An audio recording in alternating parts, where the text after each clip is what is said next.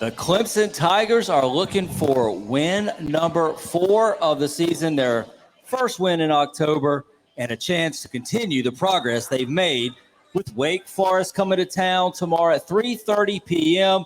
We're going to break that game down, take a look at the Tigers after the first full month of the season, and give you a lot more. In fact, we're going to play our favorite game, Are We Smarter Than Zach? That and a whole lot more on this week's All Clemson Tigers live preview show here from Magnetic South.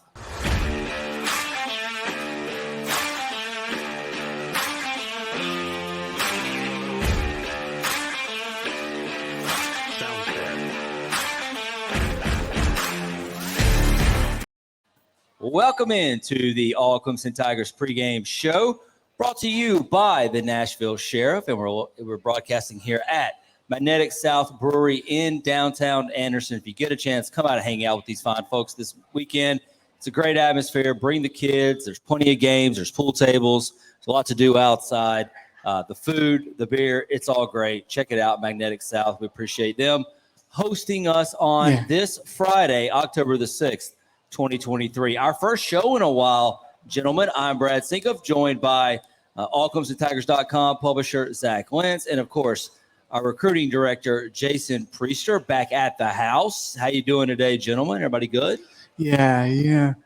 Jason apparently screwed some ladies out of a shirt last week. That's what we've been told, yeah. We're waiting on shirts, and Jason denied them a T-shirt. We're not going to deny anybody a T-shirt as long as supplies last this evening. Come up here to the table and help yourself. We got some great-looking All Clemson Tigers gear for you to take home for you, the family, the kids, whatever you want. We got it here for you right now.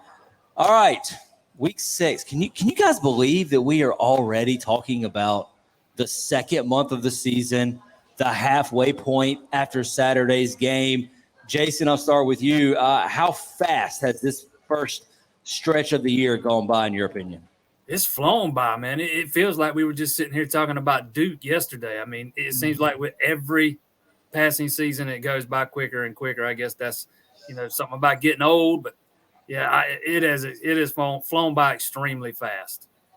No question. Zach, we've learned a lot over the course of the first 5 games of the season, the first month, because Clemson played 5 games in September. Do you feel like the Tigers have kind of found their groove heading into this Wake Forest game this week? Yeah, I think they have. You have seen the defense, which has been stellar all season, continue to grow, and guys like T.J. Parker emerge.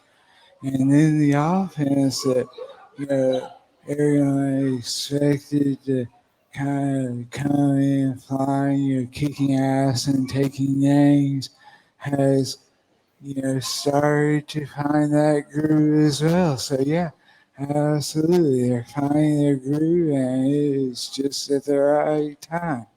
It's hard to kind of put in perspective here. This is not a big-time game. I mean, let's just be real. We've seen Duke. We've seen Florida State take on this Clemson team, so there have already been a couple of big games. This doesn't have quite that feel to it with Wake Forest as a 3-touchdown underdog, but there's still a lot this team can do. They're building off of what they've done every week. You think back to the Duke game. Does this team look anything like that week 1? And you shouldn't. I mean, that's the way it's supposed to be in football. You're supposed to progress through your season. And I think the Tigers have shown a lot of progression, a lot of improvement, especially over the last 3 weeks. And what they did at Syracuse, 31-14 last Saturday, I was pretty impressed with the fact that the Orange took away the run game and said, hey, Cade Klubnik, can you beat us? And he did. And he threw the ball well. And he threw the ball down the field. 7 explosive plays in that game through the air, guys, not the run. The air alone produced 7 of those. Tyler Brown on the receiving end. Of course, the big play to Bo Collins for the deep ball touchdown wide open in the end zone. Jason, what surprised you about this Clemson team coming out of their first ACC win last week at Syracuse?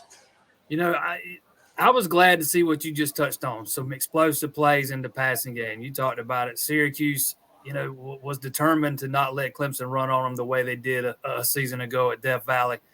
And K. Klubnik took advantage of that. He's kind of starting to grow, or he is growing up right before our eyes. He seems to get better and more comfortable every week. And seeing him hit on some of those deep balls down the field, that is one thing this offense has lacked the past couple of seasons, the ability to be explosive on a consistent basis. And to me, that's one of the last steps they've got to take, doing it consistently. Yeah, I don't think there's any question about that. We've seen the progression there, maybe more than anywhere else. I think Cade Klubnik has improved at a rapid rate. I think that this Clemson team beat Syracuse in a vintage Clemson fashion. Explosive plays, like Jason just said, getting after the quarterback and creating turnovers. That is how the blueprint was formed. That's how Clemson became the Dabo Swinney era. Clemson is doing those things. So, I mean, I think we all feel better about this team than we did, even coming out of the Florida State game where they played well and lost. That Syracuse game meant something. Yeah. Yeah, you hit on every, point there. They are winning the explosive plays and also the turnovers. I mean, how huge of a tone service Justin Rascal's hit on Garrett Schrader to set the tone for that game. I mean, that was vintage Clemson defense, and Cade Klubnik, finding the deep ball again is a great thing to see, and has to just continue to give you confidence as a Tiger fan. Absolutely. Jason, what can you get out of this week? This isn't the Wake team from last year. I don't anticipate an overtime battle between these two. Clemson's favored by 3 touchdowns at home for a reason. So what are you looking for as you watch this game tomorrow? I mean, obviously the scoreboard, and Clemson's got to win the game first and foremost. I get that. But what are some other areas and aspects of things we need to keep an eye on? Some of the things we've already talked about, continuing to grow on offense, not taking this team lightly, not it coming down to a battle in the fourth quarter. This is a team that Clemson should beat handily. Like you said, this is not the Wake Forest team of last year. Sam Hartman's not walking through that door anytime soon. So that's what I want to see. I want to see this team come out with the same kind of mindset they came out with against Syracuse, set the tone early, put this thing away, and let 115 players get in the game. Wow, you want to see him clear the benches against an ACC team. Dave Clawson talked about Clemson this week, the head coach of the Wake Forest Demon Deacons. And something I found interesting, he really talked about the talent gap, guys. Think about that. A year ago, he took Clemson to the absolute brink and probably should have won the game if Brian Brzee doesn't get a hand on that Sam Hartman pass. He loses Hartman. He loses A.T. Perry. Donovan Green's out for the season. This is a very different Wake Forest team than what they've had the last couple of years. But to talk about the talent gap, that tells me Coach Clawson sees sees a beating coming tomorrow, guys. Yeah. I am right there with him. This is not the Clawson teams of previous years.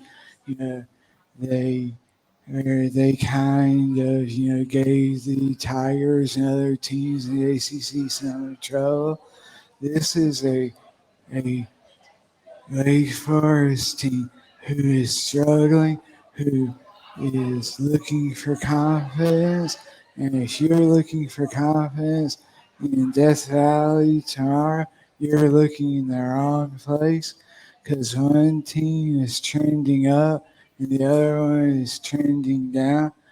And, I expect, like Clawson does, it is going to be a merciless beatdown. Wake Forest off last week. The previous week, they lost to Georgia Tech, who lost to Bowling Green last week. Yeah. I mean, they got beat 2 weeks in a row by Georgia Tech. Not only did they get beat on the field 2 weeks ago, they got beat during their bye week because Tech had the most embarrassing loss in the ACC this year to a Bowling Green MAC team. So, man, what a double whammy for Wake. They did win their other games earlier this season, but they were games they should have won, even though they played ODU, Old Dominion, and they were down like 24-7 or something like that before they stormed back and ended up winning that game in the end. But this is not a vintage Dave Clawson Wake Forest team that you've seen over the last few years. So we'll see how much Clemson has their way with the Deeks. In fact, we'll get more into some of the X's and O's and what you can expect to see from the Tigers on both sides of the ball in just a moment. Real quick, some injury concerns going into this game.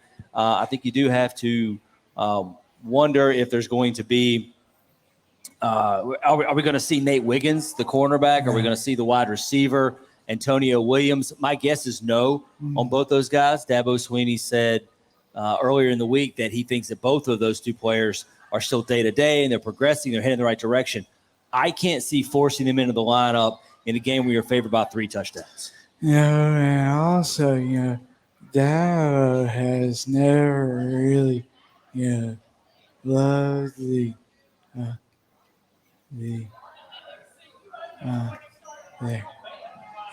has never really loved to get out of injury info. That's not really his thing. And so, he said that Nate Wiggins was, possibly back for Syracuse. And if you saw him come off the field against Florida State, you knew there was no way he was playing last week. And so, honestly, I don't see either of these guys playing this week. Jason, we talked about this yesterday. Wednesday on your show. This is a team where you shouldn't have to use these guys. So I, had the risk. Absolutely. All right, before we get into more for this show, I want to let you know about allclemsontigers.com. That's the website. You can go there and check out all of our work from the week, get you ready for the Wake Forest game. The Death Valley domain, which you can join for just $4.99 a month, is going to give you an insider's look at the Clemson football program. Jason's got a lot of recruiting stuff going on over there, letting you know who's visiting and what's going on with the recruiting scene, really the in-depth stuff. We'll have some other things coming up this week on there as well. I have a really deep look into the Wake Forest game after it's over on Sunday. So make sure to check that out with what we learned from the Wake game, all at Death Valley domain on allclemsontigers.com. All right, let's hear from the head coach himself. You just mentioned Dabo Swinney, and this is what he had to say that we found pretty interesting this week about his team and how they've handled adversity so far this year. It's all the above. I mean, I think it's just what we do every day, how we go about our business around here. I didn't even know this until after the game. I'm glad I didn't know it. But I didn't know we hadn't lost back-to-back games in a season since 2011, 13 years. I'm eventually, one of these days, I'm sure that'll happen, and we'll suck. But that's. I mean, to me, there's nothing more that says who we are as a program than that right there. I think maybe Alabama, because I was trying to figure out when Tim was the one that told me it after the game, and I was like, I'm glad I didn't know that going into it, but now I do. So that's not a good thought. But no, I think there's nothing that says more who we are than that right there. 13 years. I mean, it just means we respond. We keep moving. We've always talked about having a windshield mentality around here. Whether you have a big win or you have a tough loss, you know what? Hey, we got to. It's eyes forward. We got to move forward. And we can't live with our eyes in the rearview mirror, right? I mean, nobody cares. I mean, if y'all get in the car and y'all drive home with your eyes in the rearview mirror, you're going to run in a ditch. So, I just think it's culturally who we are, and all of them. It's who comes through the door. It's what's happening within the walls. It's how we practice. It's how we meet. It's how we process success, process disappointment. All of those things I think is a part of that. But that's probably as good a stat as you could have. Because again, it's not always going to be I wish we never lost a game ever. It'd be great, but you wouldn't. If you never had a bad day, you wouldn't know what a good day is. Doesn't work that way anymore, gentlemen. Clemson's already with 2 losses this season, trying to figure out a way to rearrange their goals and keep things alive and try to find a sense of purpose in this season. avoiding back-to-back losses is a big deal for this team. So I think that was a rallying cry for Coach Swinney. Yeah, I agree. Obviously Dad hasn't seen me drive because, I can drive, looking in the rearview mirror perfectly fine. And so, Dad, you got to stop lying. Oh, my goodness. Jason, you heard from Dabo Swinney there. What stands out? Where do you think he is? Like, what is his mood? How do you think he's handled these two early season losses? I do think that fans get tired sometimes of hearing the same stuff from him after they lose about, we outgained them, we were this close, 3 plays away, whatever. But, he seems to be, and I haven't been up there this week, but doing the Zoom calls, he seems to be fairly calm and relaxed, in a decent mood, good mood. I had questions about how this team would respond last week after that devastating loss to Florida State, whether he could find the right buttons to push to get those guys up because, all the goals were basically off the table and we're not even to the end of September. Well, so I thought that was a fair question to ask, Yeah, and it has a similar feel, or does it have a similar feel is what I should say, to 2021 when they suffered those 2 losses and they lost to Pitt, and then all the goals came off the table. And Dabo walked into the press conference the next Tuesday, and he was just, he didn't know what to do. He had no answers. He had no explanations. He didn't know what – he had to kind of get his coaching staff together and say, hey, we got to redo this football team in October. That's not where this team is at. This team's going an upward trajectory. Yeah, they've had some struggles, but to me, what they're trying to salvage out of this year is the ability – they can still be elite. Just because all your goals are off the table does not mean that you all of a sudden just stop playing football. You can improve, you can get better, and you can look like at the end of the season an elite team. Remember several years ago, Southern Cal got off to a bad start, lost to Alabama early. I think they lost to Stanford that one year. They went all the way to the Rose Bowl and beat Penn State, and everybody was saying, man, I would have hated to have played USC in a playoff. So you can still get really good throughout the season. I know that seems kind of like a lame goal maybe to some, but I think there's just a really good opportunity for this Tiger team to start playing elite football. That's still on the table. Yeah, and also Jason and I went over this the other day as well. There is still a chance for Clemson to make it to the ACC championship. Oh, yeah, mathematically it's still there. Yeah. Obviously, Louisville has the easiest schedule known to mankind. And so, they are going to, more than likely be the biggest stumbling block. Yep. But there is still a chance for this team to make it to Charlotte. And look, on our show Wednesday, we did this. I want to do it with you. All right. If Clemson runs the table, all right, finishes the regular season 10-2, all right, they say, handle FSU in the ACC championship game. Do you put a 2-loss ACC champ in the playoff? No, it's just not going to happen. There's too many other good teams this year. I don't think there's any chance whatsoever Clemson's going to get 2-loss team in. Anybody's going to get 2-loss team in. No chance. How? It's never happened. There's no precedent for it whatsoever. In the last year of the 14 playoff, they're not going to do that in the final year.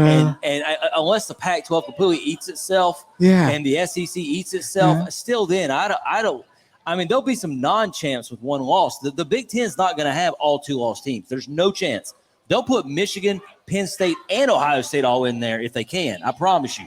They're not going to put a 2-loss team in there. Exactly what I said. 1-loss Ohio State non-conference champ gets in, or 1-loss non-conference champ Penn State. No shot. Yeah. Well, y'all never made it. That has never happened. They're not going to break precedent that's been going on for a decade. Also, though, the precedent is that conference championships mean something. They actually don't. That's not anywhere in anything. That's not it's not. No, it's not. They don't care. They don't care. Maybe when you're comparing two teams with similar resumes, maybe that's a determining factor. But not once you get down to two So- losses. Hasn't it happened twice that a non-league champ got in over a league champ? Didn't that happen with Alabama and Ohio State? Yes. Yeah. There you go. All right. We got more to get to here on the All Clemson Tigers show, previewing the Wake Forest game. We got some free swag up here. Anybody here wants to come get some, it's yours. It's free. You want to wear a special Rudy shirt to the Notre Dame game in November? Now's your chance to get that. We got a lot of shirts up here. First come, first serve. Help yourself. All right, gentlemen, let's get into this game. First, let's do a couple of things with recapping where we are right now with Clemson. We've done some of that already. I'm just going to run through these kind of quickly. Jason, for you, what was the most surprising thing you saw out of Clemson in the first month of the season, September? For me, the most disappointing thing has been Jake Brenningstool. I thought he was going to be a much bigger focal point of this offense, and it's just not worked out that way. This offense would be so much better if he was a threat down the field, and he just hasn't been. Most of the stuff that's going to him has been short underneath stuff. I just think he's a guy they need more from. I think he's been one of the bigger disappointments for me.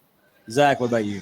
Yeah, well, Jason stole mine, so, I have to say the biggest disappointment has just been the play of Adam Randall. Yeah, he's not really been a factor this Yeah, year. I mean, he was targeted 7 times at Syracuse. Tyler Brown is getting his snaps. And so, for me, is Adam Randall. He was supposed to be, this was supposed to be his come-out year. And he has flopped. Yeah, I think that's a really good one. I'm going to give you two real quick ones. One, not being able to figure out the kicking game is surprising. I mean, I know that Robert Gunn, you had no idea what he was going to do, trying to replace BT Potter. It's big shoes to fill and all. But having to go to Jonathan White's, having to figure this thing out now into October, that's problematic. It's something I did not see coming. And secondly, I think Jeremiah Trotter Jr. has been good, but he's not been great. Yeah. He's not been the All-American candidate that we made him out to be that he was last year. I know he had a big play against Syracuse on the interception, but, man, he missed a lot of plays in that game as well. I'm a little surprised that he's not been as dominant maybe as we expected him to be. All right, gentlemen, let's get into Clemson's offense for just a few moments here. Jason, I'll ask you this question. Do you trust Cade Klubnik now? Has he earned the right to say, hey, this guy knows what he's doing, don't have to be worried about him, just go let him thrive? Yeah, I think I do, at least mostly. I think he has shown an ability to run this offense at a very high level over the past couple of weeks. Has it been perfect? No, but I don't think any quarterback's going to be perfect. I think Klubnik's a guy you're going to have to live with throwing it into cover sometimes, maybe having a pick he probably shouldn't have thrown, but I think he's a guy that's just going to take chances, and that's something you're going to have to live with. But overall, yeah, I think I do trust him. He is playing at a much higher level than he was, say, against Duke, that first half against Charleston Southern. He has elevated his game so much and grown so much over the past 2.5, 3 weeks. It's almost been unheard of, the trajectory he's been on in such a short period of time. It's happened way quicker than I expected. I don't think there's any question in my mind that I personally did not think you would see him get this better this quickly, and we'll see how it continues against this Wake team that really this Wake defense susceptible to big plays. I mean, Clemson's going to have their opportunities to throw the ball down the field, maybe break some off in the run. Zach, are you worried about the run game at all? I mean, was it just a Syracuse thing where they just loaded the box and took it away, or do you feel like there's something going on there with Shipley and Moffa and any issues? No, God! No, God, please, no! No! No! No! All right.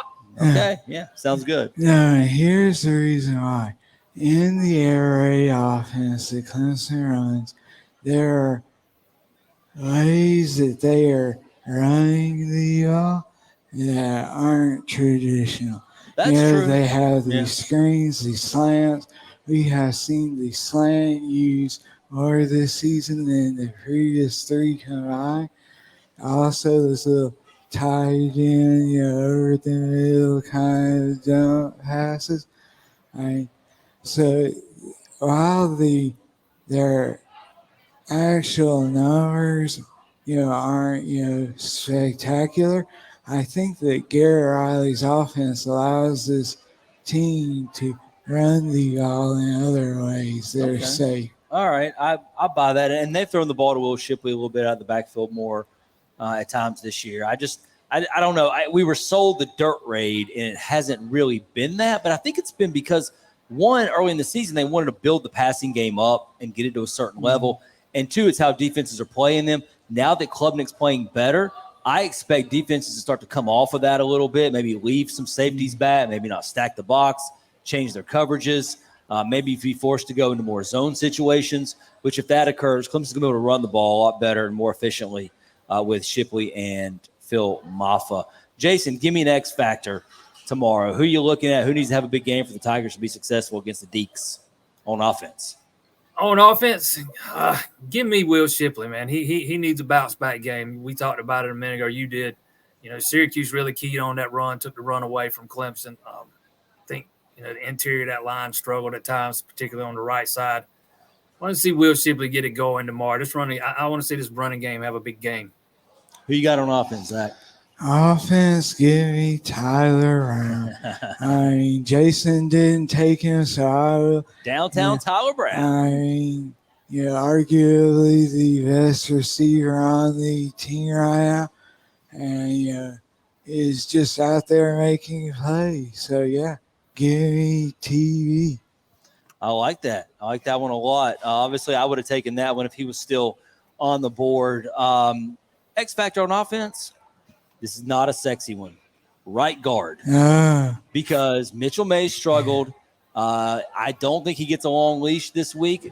I do think they'll go to Trent Howard, who I thought played well, and Harris Sewell as his backup. That's a key one. Whoever can man right guard the best this week wins the job moving forward. There's 3 guys that are going to get that opportunity. Mays gets the first one, but if he doesn't play well, there's going to be some changes along that starting front after this week. I will pretty much lock that in and guarantee it. All right, Jason, let folks know what's going on. Those who haven't watched Monday Live with you, what is Monday Live with Jason Priester for those who don't know? Every Monday night, 7 o'clock, we all get together right here on YouTube. You can air out all your grievances, all your gripes, all your praise, and we'll break it down and discuss it. I take all your questions, whatever you want to talk about. We let the fans drive the conversation. We go from 60 minutes. We've been 90 minutes before, just depending on the flow of the show. We have a good time. If you've not checked it out, I highly recommend it. We have a good time every Monday at 7. No question about that. You're going to need to subscribe. That's going to help you know what time Jason's on there. It's going to pop up on your feed a lot quicker. Hit that subscribe button right now. Give us a like as well. And make sure you get your comments and your questions ready for Jason Priester Monday Live at 7 p.m. Looking forward to that one. I think there'll be a lot to talk about. Gentlemen, the Clemson defense taking on this Wake offense. We discussed how there's no Sam Hardman. There's no A.T. Perry. There's no Donovan Green, the 2 top receivers from last year. Jamal Banks has been pretty good for them, but this is not an explosive offense. They're one of the worst explosive teams in the conference, just 17 plays of 20 yards or more. There's only, I think, one team in the league that has fewer than that. They're efficient. They're pretty good on first down. They're pretty good on second down. They're really good on third down, about 47.5%. So they're able to convert some of their third down situations because they're good on first and second. But that's hard to do repeatedly over and over and over again against a defense like Clemson. So without the explosive plays, I think it's going to be a tough road to hoe for Wake Forest. That being said, this defensive front has played so well to this point in this season. Is this a game that they have to dominate? Because Wake's offensive line has not been good. Zach, is this an opportunity for the defensive ends and the plethora of tackles they have, rotating a lot of fresh bodies? Do you want to see them just take the game over? Yeah, give me those guys against the offensive line of Wake Forest every day. Yeah. That slow mesh they run. Yeah. If I am TJ Parker or XT or Maskell or Tyler Davis, I am loving to see that because they are going to live in that backfield. They are going to cause all kinds of problems. All kinds. And, so I don't think they have to dominate. I think they will. Okay, good enough for me. I think they will as well. That slow mesh, Jeremiah Trout Jr. talked about it the other day. it's one of those things where you just have to commit. You either going to, go after the run or you're going to go after the pass. You have to make your decision and trust that your teammates do what they need to do. So it's not really Clemson's figured it out a little bit better. Now, last year, Wake had some success with it in the second half. You remember that game? But that's because Hartman was lighting them on fire and throwing the ball deep every time. And so they had to sort of back off and try to help their corners out with some safety help. And in return, that opened up the middle of the field for some runs once they got past the defensive front. So I don't think that's going to happen in this game. Jason, who's an X factor for the Tigers on defense this week? TJ Parker. That's your guy. That's my guy. I swear, you are like a sign in the front yard. I'll let you have Tyler Brown on offense. I'm taking Parker on defense. Wake Forest gave up 8 sacks against Georgia Tech. TJ Parker should have a big game this week against the Demon Deacons offensive front. It's just not very good. Jason has a sign, a TJ Parker sign like this is an election season. You see the signs out in the yard. He's got one for TJ Parker. Zach, who you got on defense? I think, I'll go with Jeremiah Trotter. I think, like you said earlier, we have, all been sitting here waiting for him to play like the All-American that he is. I think this is the perfect game for him to get, those good feelings back. I don't think Nate Wiggins plays in this game, so I'm going Jaden Lucas. He's grown up a lot the last couple of weeks. These opportunities have been really good for him. They've kept Tornado Pride on the same side of the field as Sheridan Jones as a backup to him. So Lucas has been the beneficiary of a lot of these reps now with Wiggins out. I like how he's playing. I think he can make a couple big plays in this game for the Tigers. They're going to have to throw the ball because Clemson's going to take away the run like they do, like they have pretty much every single week. Give me Jaden Lucas to have another big game. I think he's going to be an X factor for the Tigers in this one. Make sure you go to allclemsontigers.com. That's allclemsontigers.com. All weekend long, we'll have news and updates. We'll let you know the injury report a couple hours before kickoff tomorrow. You can get that at allclemsontigers.com. Make sure you follow us on all our social media channels at allclemson, whether it's Facebook or Twitter, and right here on YouTube as well. We'll keep you up to date with everything going on, pregame and postgame at allclemsontigers.com. Real quick special teams question for you. Is this a good week to get the kicking game on track? Because look at it this way. There's not going to be a lot of pressure, to make field goal kicks or else kind of game here. We don't think it's going to be that way. So maybe that pressure helps Jonathan White's maybe kind of, get his mojo. Maybe Robert Gunn gets a long opportunity here. Am I selling you all on special teams? No. Okay. Figured. Mr. Anti-special teams over here. He hates specialists. He would eliminate all kicks and punts if it was possible. Yeah, look, this, like you said in the opening, you're into October and you have to figure out your kicking game. You still got to try to figure it out. You can't just give up. Yeah, you can. Who's the coach out west who never hunts or anything? Yeah, they're not trying to be Presbyterian College a few years ago. They fired that guy for 1 year, Zach. Yeah. Well, listen. Listen. Okay, I remember telling you at Florida State after missing a couple of extra points. And his halftime thing, he said he wasn't going to kick the ball again. How many times he going to go to that? It's just that's his go-to line when it comes to special teams. He loves that. He thinks that Dabo Swinney's just going to go for it on 4th and 17 every single time. That was one game, not the whole rest of the season. That's a great point, Jason. One that Zach hadn't quite gotten yet. I'm surrounded by idiots.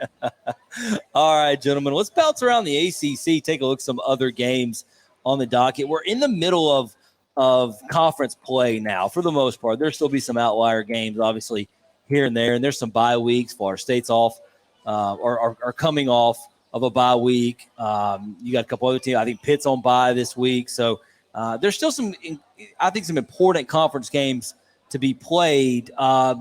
There's one that's especially intriguing right now to me for a lot of reasons, a lot of storylines. We just saw Syracuse lose to Clemson last week. They've got to go to North Carolina this week. And Tez Walker is eligible to play. The wide receiver transfer was deemed ineligible for until this point of the season because of it's a back and forth between NCAA and North Carolina. Nobody knows who's right. Nobody knows who's wrong. Yes, Bottom line. Yes. Yeah, but if there's one school that's going to challenge the NCAA, it's North Carolina. They finally won their battle. This is going to be an important game at 3:30 tomorrow for North Carolina. I think that the Hills are going to roll in this one, but I'm really curious to see what Tez Walker looks like in this offense because that team comes to Clemson next month, and you need to be paying attention to this offense in Drake May.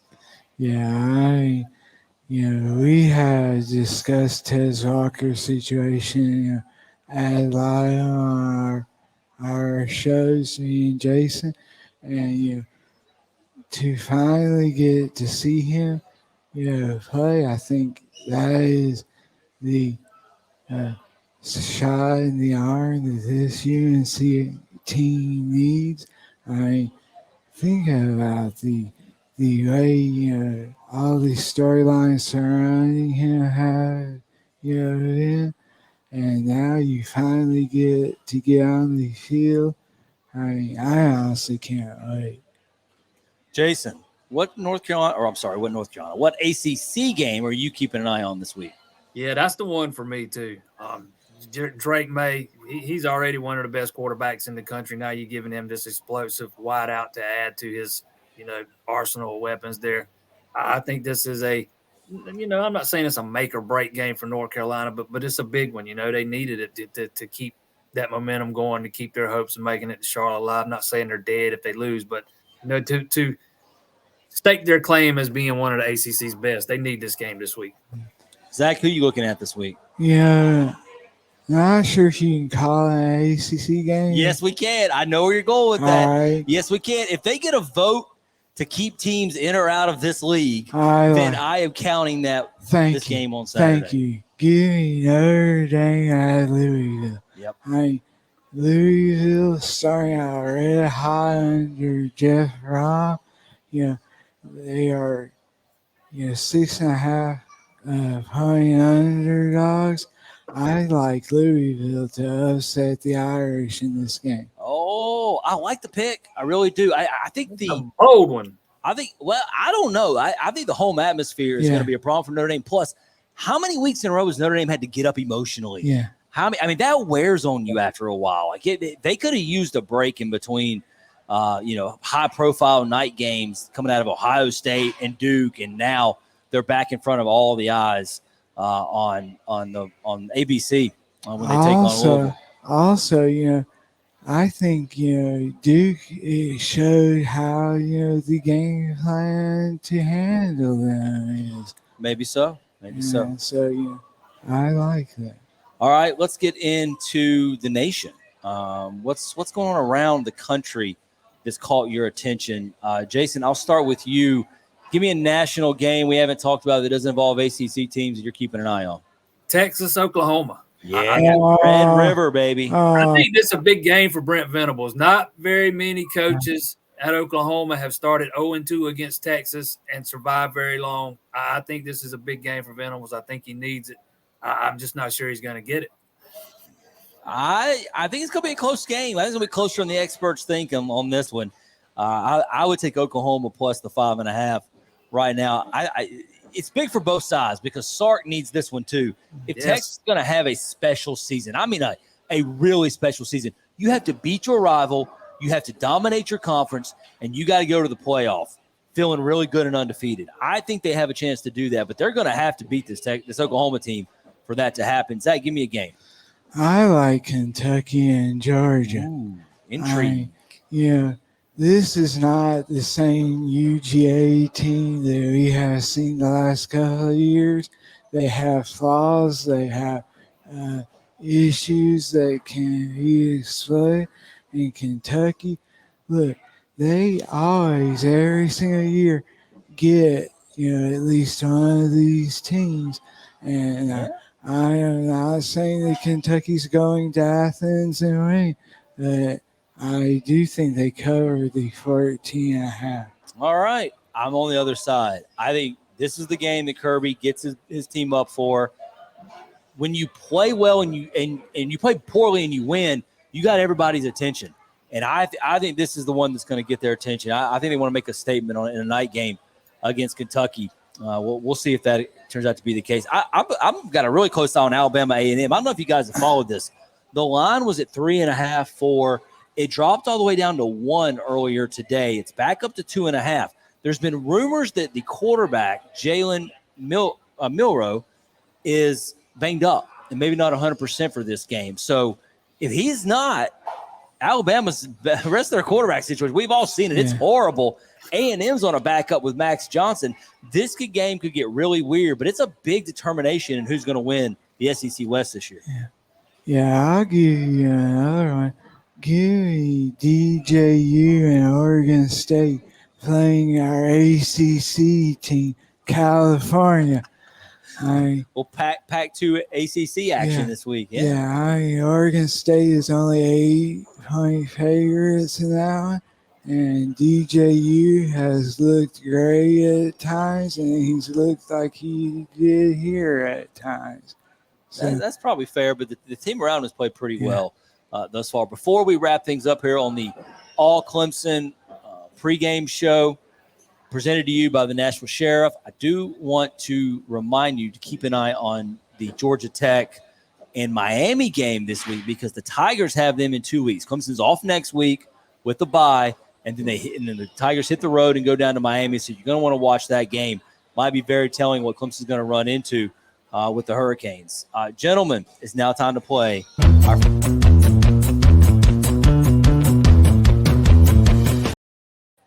All right, this is real simple. Jason and I, we collaborate on a bevy of over-unders and spreads and props and all kinds of stuff.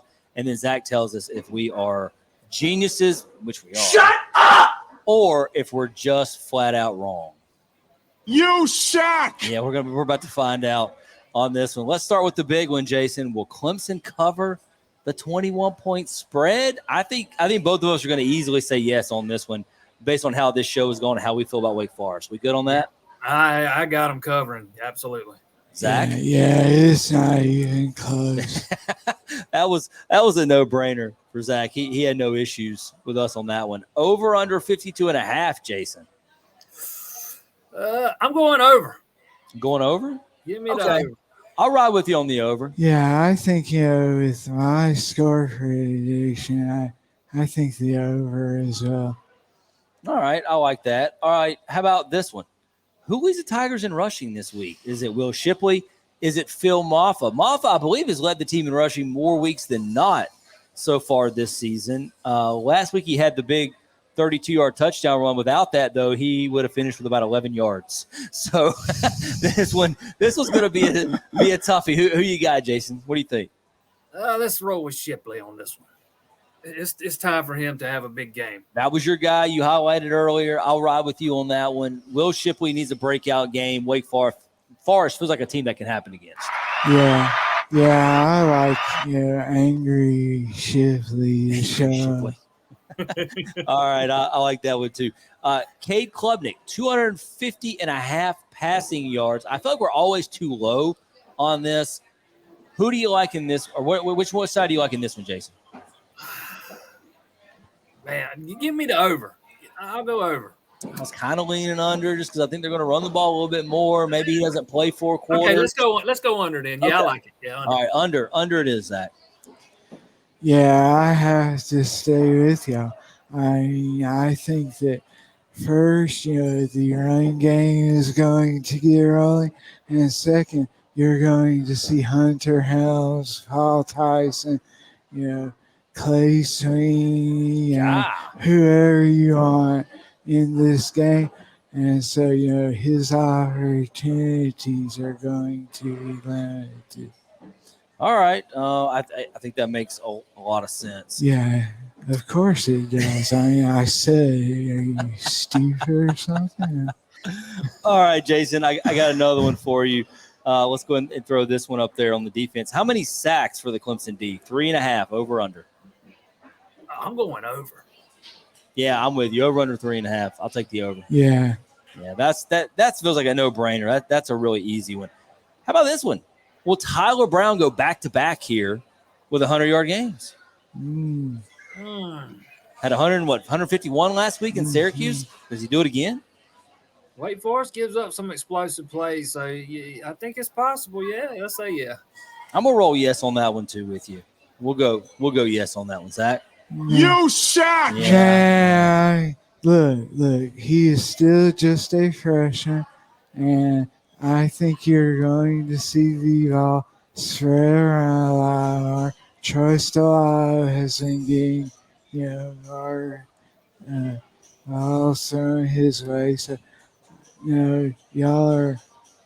You suck. That's fine. All right, how about this?